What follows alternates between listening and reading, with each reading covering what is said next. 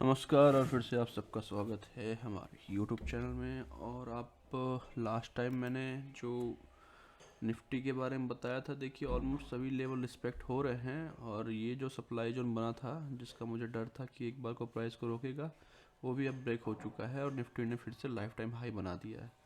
अब नेक्स्ट क्या हो सकता है? देखिए मार्केट में आप देखोगे रिसेंट फॉल से, ठीक है, काफ़ी अच्छे तरीके से ऊपर गया है। नीचे का लेवल ऑलमोस्ट रिफ्लेक्ट किया है एंड देन ऊपर गया है। अब आप अगर देखो तो थोड़ा सा आप रिसेंट के लास्ट दिनों में आप देखोगे कि इनडिसीजन टाइप का कैंडल बनना स्टार्ट हुआ है टॉप में, ठीक है। ऐसा ही कुछ यहाँ पर हो रहा था जब उसके बाद इतना बड़ा फॉल आया था।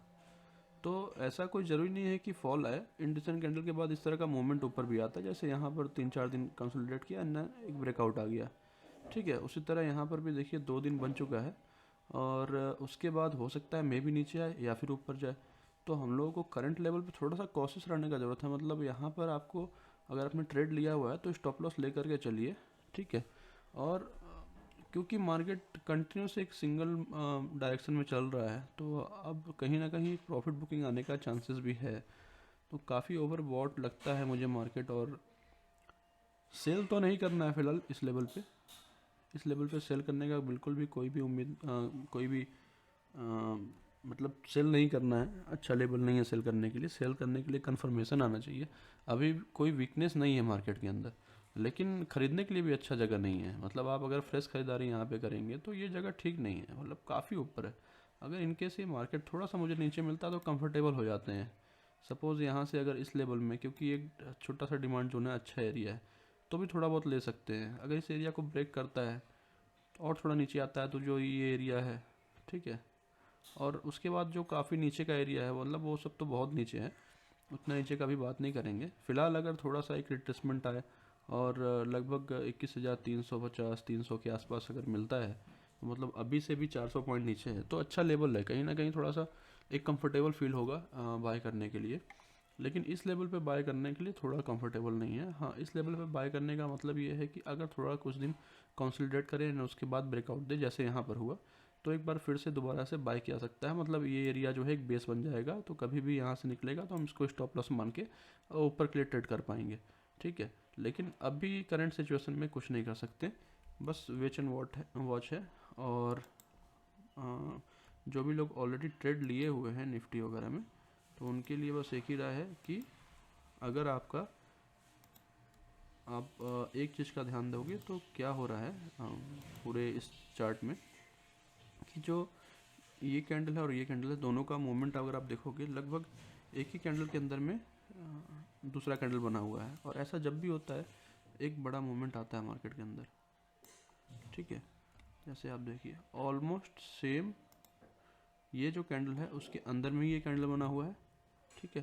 तो ऐसा होने के बाद जब भी कुछ होता है ना, तो एक बड़ा मूवमेंट होता है, आइदर अप साइड हो आइदर डाउन साइड हो, कहीं भी होगा, लेकिन एक बड़ा मूवमेंट तो आएगा, ठीक है।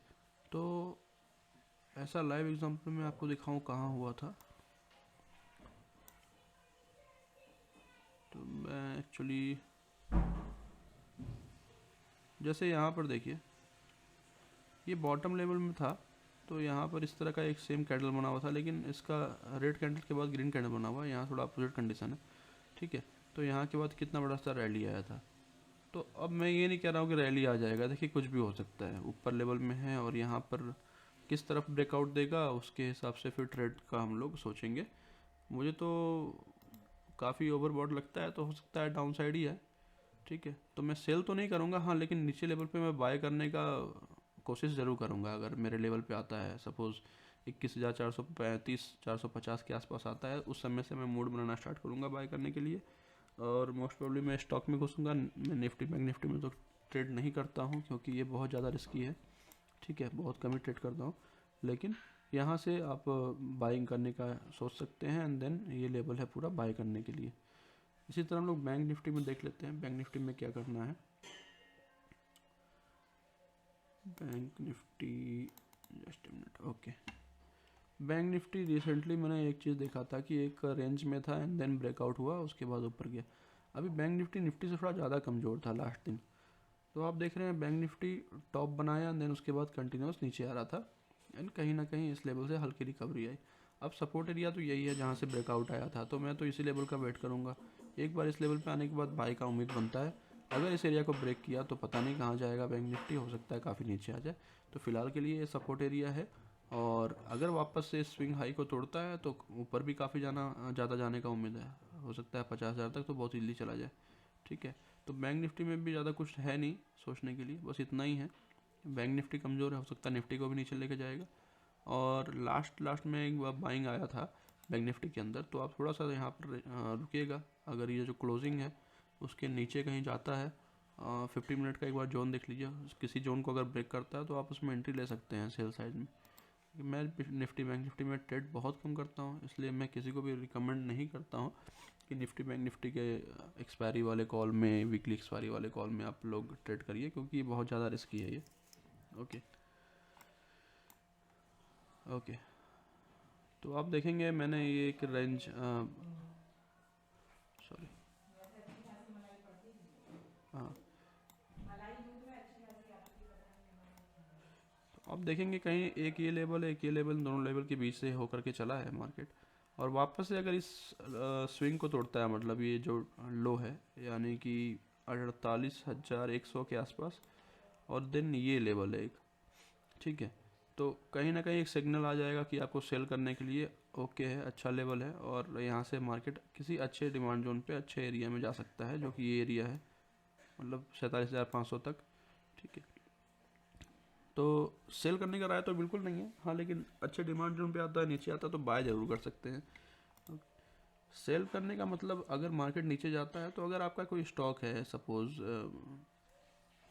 बैंकिंग रिलेटेड, तो वो सब अगर आपने उसके रिलेटेड कोई ऑप्शन लिया हुआ है तो वो हो सकता है कि वो सारा भी नीचे गिरे, तो उसके लिए आपको थोड़ा सावधान रहना है। ऐसा लेवल का मतलब बिल्कुल नहीं है कि यहाँ इसको ब्रेक कर दिया तो सेल कर देंगे और ट्रेंड लाइन बन रहा है ये वो। ट्रेंड लाइन ब्रेकआउट पे कभी भी यूट्यूब में जो भी लोग बताते हैं कि ट्रेंड लाइन ब्रेकआउट आया और आप यहाँ पे सेल कर दीजिए और आपको अच्छा पैसा मिल जाएगा, तो ऐसा कुछ होता नहीं है। ऐसा तो बहुत जगह ट्रेंड लाइन बनते रहते हैं और टूटते रहते हैं। ठीक है, तो इस तरीके से ट्रेड नहीं होता है कि यहाँ से एक ब्रेकआउट आया, और ये तो बहुत कॉमन चीज़ है, सबको पता है, यहाँ से ब्रेकआउट आएगा, यहाँ ऊपर जाएगा तो ये लेवल पे आप सेल कर दीजिए। ये सब फॉल्स स्टेटमेंट है, काफ़ी बार काम करता है, काफ़ी बार काम नहीं करता है, आधा अधूरा आपको बताया जाता है यूट्यूब पे। तो ये सब चक्कर में नहीं पड़ना है आपको, और बस लेवल अपने मार्क करके रखिए मार्केट ओपन होने से पहले, और पहले से डिसाइड कर लीजिए कि इस लेवल पे आएगा तो निकल जाना है, इस लेवल पे आएगा तो बाय करना है, इस लेवल पे आएगा तो सेल करना है। वो प्री डिफाइन होना चाहिए, मार्केट में कंटिन्यू नहीं होना चाहिए कि हाँ यहाँ आ गया चलो बाय कर लेते हैं। जब ऐसा आप प्री डिफाइन करोगे, मार्केट चाहे कहीं भी जा रहा है, आपको पता है कि मुझे अगर यहाँ इस लेवल पे बाय करना है तो करना है, अगर मार्केट आता है तो बाय करना है आपको, दैट्स इट। आपको पता है कि आपका स्टॉप लॉस यहाँ पे है, आप स्टॉप लॉस लेके निकल जाना है। वो आप बाद में मार्केट रिवर्स हो गया, ऊपर चला गया, गिर गया, उससे कोई मतलब नहीं, आपका स्टॉप लॉस हुआ, आप अपना स्टॉप लॉस लेकर के निकल जाओ। ठीक है, तो जब तक आप साइकोलॉजी चेंज नहीं करेंगे प्रॉफिटेबल नहीं हो सकते, या फिर प्रॉफिट कर लिया तो उस प्रॉफिट को होल्ड नहीं कर सकते। तो ये चीज़ आपको समझना पड़ेगा। तो उम्मीद है आज का वीडियो आपको पसंद आया होगा, और सब्सक्राइब करिए, लाइक करिए वीडियो को। बहुत बहुत धन्यवाद।